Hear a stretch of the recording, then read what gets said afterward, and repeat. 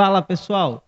No podcast de hoje vamos falar sobre missão, sobre cruzada evangelística e para isso eu convidei aqui o pastor Emerson Flores, né, para ele contar um pouco das experiências dele fazendo missão, evangelismo, né, no Nordeste, Emerson, isso? Isso. Tudo bem, Certo? Daniel? Obrigado pela oportunidade, pelo convite. Quero saudar a todos que estão aí nos assistindo. Exato, né? Na verdade, a gente começou por aqui, né? Começou pela nossa região, porque isso tudo, na verdade, manifesta algo que veio crescendo dentro da gente, né, durante toda a vida. Eu nasci num lar cristão, numa família cristã, e desde muito cedo, desde criança já, eu sempre me vi envolvido em projetos, em departamentos, em ministérios, né, relacionados à pregação do Evangelho, relacionados à palavra de Deus, né, vivendo, né, exercendo nossos princípios e valores, né, não só falando, mas também vivendo e podendo fazer algo pelo próximo. Comecei pela música, né, desde muito cedo, com 7, 8 anos estudando música, e já se apresentando na igreja em algumas oportunidades, né? Ah, como eu disse, a minha família é de uma orientação cristã e muito pela influência da minha avó, a saudosa professora Zilma Flores, eu pude então adentrar a esse mundo da palavra de Deus, da música cristã, porque a nossa casa sempre foi muito cheia de louvor, cheia desse ambiente cristão. Aí a gente veio desenvolvendo isso nos projetos que a gente estava inserido, né? Na igreja, em várias áreas, vários departamentos. Eu fui regente de corais, líder de corais na igreja, líder também de ministérios de jovens, de adolescentes, de casais, né? E isso em paralelo com outras atividades também na sociedade, foram se desenvolvendo e a gente foi conhecendo pessoas, a gente foi caminhando junto com pessoas.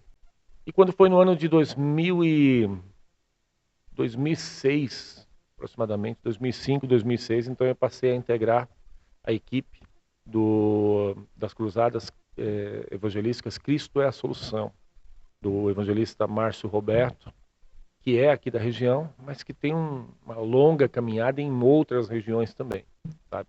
Trabalhou no Rio Grande do Sul, Santa Catarina, estado de São Paulo, muitas cruzadas, e também uma boa parte do ministério foi no Nordeste. Então, quando foi nesse ano de 2006, ele já tinha retornado do Nordeste, já estava aqui no Sul novamente, mas estava organizando um retorno para lá, né? Ele já tinha quase 20 anos de evangelismo, né, com as cruzadas, e eu então entrei para essa equipe a partir do ano de 2006. Foi a primeira vez que eu fui para o Nordeste do Brasil, o estado do Ceará, e ali se abriram assim essas portas, né, e essas oportunidades para pregar, para ajudar na pregação do evangelho ali. Uma experiência diferente, né? Por isso que eu convidei o senhor aqui, É, porque a gente está acostumado, né, a evangelizar no bairro, né, na cidade, mas a gente quer saber assim, quero pedir para o senhor a realidade de lá, né, que é diferente da nossa realidade aqui. realmente. E, e a gente vê, né, que o senhor toca, canta e prega, né? Então é o cara certo para estar É. nesse trabalho aí, né? A minha função nas cruzadas era ministrar louvor, né? Levar o povo a adorar a Deus. E eu encontrei assim muita, como é que eu vou dizer? Eu encontrei um povo muito aberto a isso no Nordeste. Foi um choque cultural. Eu lembro da primeira vez que eu fui em 2006, mas um choque muito positivo, sabe? Um povo muito aberto, um povo de uma simplicidade, não necessariamente na vida, né, nas coisas materiais, mas uma simplicidade cultural também mais acessível, sabe? Com certas barreiras que a gente encontra em outras regiões, ali a gente não encontrou. Eu lembro que na primeira vez que a gente foi, nós fomos numa cidade chamada Jijoca de Jericoacoara, onde tem aquela praia muito famosa de Jericoacoara. Ali uns 20 quilômetros antes, tem uma vila, uma cidade, na verdade. A sede da cidade é ali. E naquela primeira cruzada, nós não estávamos com a estrutura lá ainda, nós foram, foram encostados de ré, assim, 2 caminhões, e esse era o palco. Foi montada uma estrutura de som, e eu fiquei olhando, né? fiquei pensando quantas pessoas se reuniriam ali naquela noite, pois deram mais de 1.500 pessoas numa noite, na primeira vez que a gente estava lá. E aí, essa foi a primeira, essa foi inesquecível para mim. E depois, aí ao longo do trabalho, a gente retornou mais algumas vezes, porque a ideia foi passar um longo período fazendo cruzadas evangelísticas lá. A gente foi ali no ano 2007, já com uma estrutura, né? Foi adquirido uma base, um terreno lá, e no ano 2007 começou a se levar as estruturas. Eu lembro que no dia 25 de dezembro de 2007, nós saímos daqui, de Jaraguá do Sul e Guaramirim, com a estrutura completa. 2 carretas de equipamento, um motorhome, mais um caminhão, mais uma caminhonete, mais alguns veículos ali, moto e tal, para ir definitivamente. Aí a gente levou a estrutura toda para lá. E começou no ano de 2008, então, um ciclo contínuo de cruzadas que durou aí até o ano 2018, se não me engano, foi a última que eu fiz. Foram 10 anos trabalhando no Nordeste. 10 anos de experiência ali com evangelismo. É. Você chegou a participar dos cultos na rua que a gente fez ali também, né? Também. Colaborou conosco ali. E como você disse, claro que não se compara, né, em questão de tamanho, né? Mas qual que é a barreira que tem aqui que você não sofreu lá? São questões assim acho que bem profundas, né? Talvez até a gente coloque algumas coisas que alguém de repente não concorde, mas por alguma razão o povo lá, a gente encontrou, o povo era mais acessível, sabe? A gente tinha, a gente chegava com a estrutura, principalmente em cidades menores, né? Cidades abaixo de 40, 50 mil habitantes. Ali a gente tinha um êxito maior no alcance das pessoas, né? Talvez assim pela simplicidade de vida, como eu disse, simplicidade cultural, por uma falta, né, de mais atividades, tudo que chega para eles é algo que eles valorizam. A questão acho que é valorizar mais. A gente fez também em cidades maiores, tipo Sobral, deve ter o quê? Mais de 300 mil habitantes. Fizemos em Juazeiro do Norte, na cidade do Padre Cícero lá. Fizemos ali pertinho do Horto, onde tem a imagem do Padre Cícero, pregamos o evangelho ali. Só que já não parece que não tem aquela receptividade de cidades menores, sabe? Então, nessa época que a gente viu ali um terreno muito fértil, sabe? Terreno muito receptivo e, sei lá, não sei se é questão étnica, né? Eu sempre brinco que aqui na nossa região, para os nossos alemães e italianos, polacos, sei lá, eles saírem de casa para ir participar de um culto, às vezes existe um pouquinho mais de resistência, né? Mas é claro que acabam sendo alcançados também. Mas, de qualquer forma, é um trabalho que está no nosso coração, sabe? Sim. Fazendo lá, né? Até nas minhas redes sociais, alguns vídeos, de vez em quando eu posto algumas lembranças, né? Para milhares de pessoas. Teve cruzadas de 5, 6 mil pessoas. A gente montava uma tenda no começo e a tenda começou a ficar dentro do povo. Não era o povo que ficava dentro da tenda, sabe? Ficava a multidão. Aí depois não tinha mais tenda. A gente já foi feita uma carreta, palco, e aquilo era a base, porque a multidão era bem grande. Eu lembro de uma cruzada no interior do Piauí, numa cidade de Buriti dos Lopes, que deu mais de 5 mil pessoas, sabe? E na hora do apelo, muita gente se rendia para Jesus. Era realmente um trabalho muito gratificante, sabe? E até chamou minha atenção ali, que você disse, né, que a cidade pequena dava mais resultado. Sim. E geralmente a pessoa que trabalha nessa área do evangelismo, da missão, ela foca na quantidade maior de pessoas, né? Sim. Na cidade maior, no bairro maior. Sim. Você está trazendo para nós aí que o menor trazia mais resultado para o reino, né? Sim, verdade. A gente sentia mais receptividade, mais aceitação, sim, mais aceitação, que eu digo, é os nossos convites de participar, sabe? Teve cidades ali que a gente envolvia um percentual bem grande, quem sabe ali 10, 20, 30% da população vinha participar dos eventos, porque duravam vários dias, né? Geralmente começavam na quinta e até na segunda-feira, e muitas almas se rendiam aos pés do Senhor. Que bênção. Teve alguma cidade que vocês passaram ali que teve uma rejeição? Vocês chegaram a ter algum tipo de rejeição pelo alguém, pelo povo, ou pela autoridade, alguma coisa assim? Não, não, não. O que acontecia às vezes era algum pequeno problema, alguma pequena resistência muito singular, assim, sabe? Alguém que reclamava de alguma coisa, ou então alguma barreira que alguém queria colocar nas partes legais, alguma coisa que tinha que dava um pouquinho mais de trabalho para desenrolar. E a questão espiritual, assim, né? Que tinha lugares que a gente sentia assim umas barreiras maiores e tal, um pouco mais de peso. A gente que serve a Deus, a gente entende essas coisas, né? Então, mas no geral, assim, a aceitação era sempre muito boa, era muito boa. Até porque a gente fazia uma preparação, né? A gente tinha um trabalho prévio bem grande, a gente buscava o apoio das igrejas lá que estavam lá. Algumas Sim. igrejas bem pequenas, alguns trabalhos missionários, mas que nos davam um respaldo ali, faziam toda a frente e a parte de divulgação também. Interessante. Vocês iam para ajudar eles, na verdade, né? Sim, sim, sim. Vocês iam para ajudar eles e eles entendiam essa ajuda não como uma disputa, né? Não, Mas claro, como uma mão amiga, né? claro. Hoje muitas vezes a pessoa não acaba não entendendo, acaba É, querendo. verdade. Tem uma questão muito importante que eu sempre converso com as pessoas, porque assim, geralmente na hora do apelo, no final da mensagem, de convidar as pessoas para aceitar Jesus, vinham muitas pessoas. Vinham centenas. Teve noite de ver 230 pessoas numa noite só. E alguém fala, poxa, mas às vezes é emoção, às vezes é um. Será que essa pessoa vai permanecer? Realmente, não é todas que permanecem. Mas isso é uma coisa natural, né? Desde os tempos de Jesus. Jesus falando da boa semente, do semeador, tinha 4 tipos de terra. Em 3 tipos a semente não germinou, né? Por vários motivos, por causa de espinho, por causa de pedra, por causa de...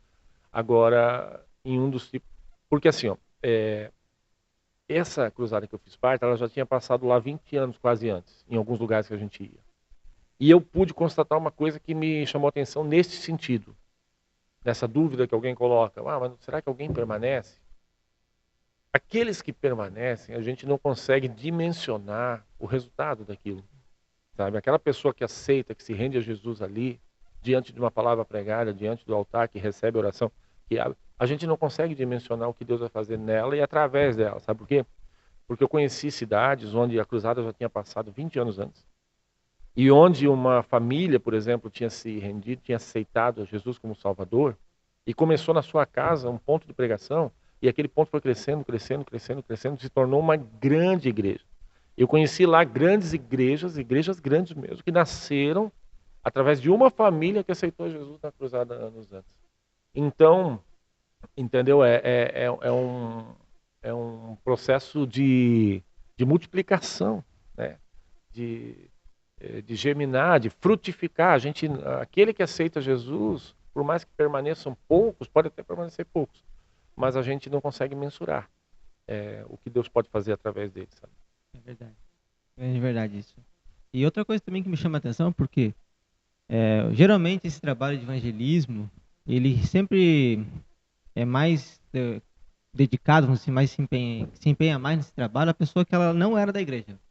Pessoa É, que ela, se você for perceber isso daí, a pessoa que ela não era da igreja, verdade, ela se converte, ela quer fazer esse verdade, trabalho. verdade. Porque ela quer que as pessoas conheçam Jesus também, ela quer que as pessoas larguem do vício. Já no seu caso é diferente, né? Não. Você É. já nasceu na igreja, mas mesmo assim tem essa visão de alcançar as pessoas que não conhecem a igreja ainda. Eu não lembro quando esse desejo assim de fazer evangelismo de massa nasceu no meu coração, mas foi muito cedo, muito cedo. Eu lembro que nos domingos de manhã eu ficava em casa e o meu avô, o seu Daniel, ele ligava a televisão e passava os programas. Eu acho que era, eu não sei quem que era aqueles programas, mas era o evangelista o Jimmy Swaggart, pregando em grandes cruzadas.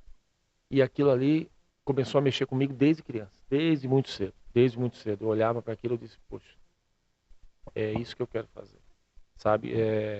Depois, mais tarde, conheci outros evangelistas como o Bernard Johnson, né, que era o fundador da ETAD, né, na Escola Teológica da Assembleia de Deus. Conheci outros como Morris Cerulo, Reinhard Bonnke, um alemão que evangelizou na África, ganhou milhões de vidas para Jesus, e fui me familiarizando com isso.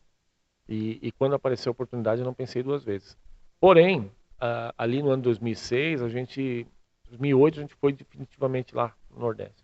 Mas a gente fez cruzadas aqui antes também. Fizeram aqui Fizemos também. aqui no estado do Paraná, cidade de Telêmaco Borba, fizemos algumas em Santa Catarina, na cidade chamada Monte Castelo, outras no sul de Santa Catarina, outras na região de Itajaí, né? Aqui, sim, aqui a gente encontra algumas barreiras. Uma delas é o clima. É. Né?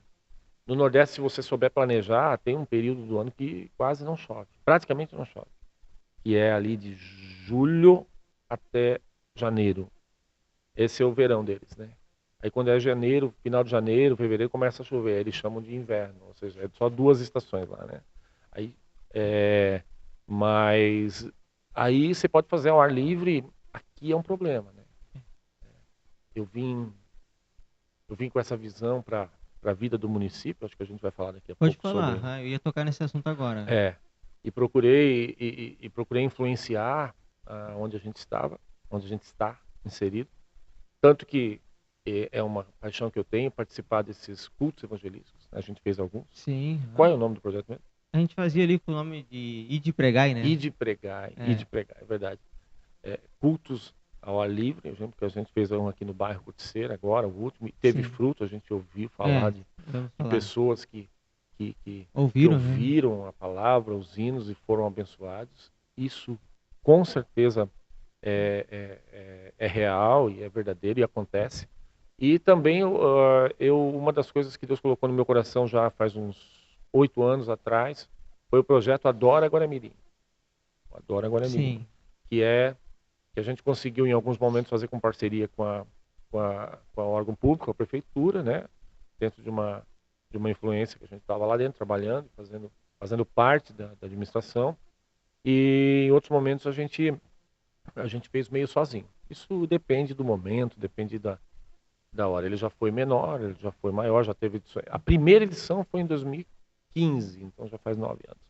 Foi em 2015 com os irmãos Viana, eu lembro. Foi dentro de uma estrutura de uma expofeira que teve, né? E foi o primeiro Adora Guaramirim. Não deu assim essa multidão toda, mas a gente veio insistindo, a gente veio continuando. E as últimas edições, graças a Deus, a gente teve um bom resultado, né? Não é necessariamente uma cruzada evangelística, Sim. não leva esse nome, não tem essa característica, mas não deixa de ser também. Sim. Entendeu? Nessa última vez foi bem legal. A gente fez dentro da estrutura da Vila de Natal, que a prefeitura construiu, então muita gente passando e visitando. E naquela noite, naquele dia especialmente, né? A gente reunindo os valores da terra, a gente uma das características, assim, uma das premissas desse trabalho foi reunir adoradores da cidade. Teve um ano que a gente trouxe o pregador de fora, teve dois, na verdade. Teve uma que veio o pastor Cláudio Caetano, outra que veio o Eliseu Rodrigues, né? E também convidamos algumas orquestras de fora, mas no geral, assim, a gente procurou envolver ao máximo os grupos e cantores e levitas da nossa cidade para também pregar o evangelho de massa, né? Para multidões, para pessoas. Então também fica nessa seara das cruzadas evangelísticas, né? Inclusive esse ano vai ter de novo? Vai sim. A gente está deixando ele mais para o final do ano. Eu lembro que aquela vez do Eliseu Rodrigues foi no mês de agosto, mas deu uma noite muito fria, porque os nossos invernos parece que estão indo mais para frente, assim, né? Antigamente agosto não era tão frio. Agora mesmo estamos aqui de jaqueta, né? Porque tá bem frio, então a livre já viu, né? E então, a princípio, ele fica ali para a semana do Dia da Bíblia, que é o segundo domingo de dezembro, né? Mas haverá sim, pelo menos em algum âmbito local, mas com certeza não vai passar em branco, não. Né? E chegou a ver algum feedback da cidade, desses Adora Guaramirim? O povo chegou a trazer algum feedback para você? Sim, a gente sempre tem ouvido. A gente sempre tem ouvido a respeito dos frutos, né? A respeito da repercussão que isso traz. Porque, na verdade, o objetivo do Adora Guaramirim é, sim, proclamar o Evangelho mas de certa forma ele vem mais no sentido de marcar território, sabe? Erigir, levantar um altar de adoração no coração da cidade, no centro da cidade, para que o povo se reúna ali. Eu me remeto lá ao Antigo Testamento, quando os sacerdotes, os profetas se reuniam o povo para ler as Escrituras, como Esdras fez, né? Que tinha achado, e o povo todo ali se quebrantando diante daquilo. É um ato profético, um ato de declarar que a cidade, né, adora, serve ao Senhor, que o Senhor é rei, né, da cidade. O Adora Guaramirim tem mais esse aspecto, sabe?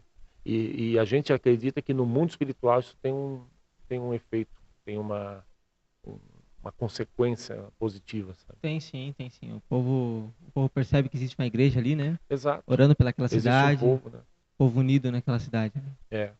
E até, Emerson, o tempo é curto, mas eu vou pedir para você deixar aqui uma palavra, algo, uma mensagem, para aquela pessoa que nos assistiu aqui. A gente não vai poder explanar muito o assunto, missão, evangelismo, Uhum. por causa do tempo, mas eu gostaria que você deixasse uma mensagem para essa pessoa que tem esse sonho.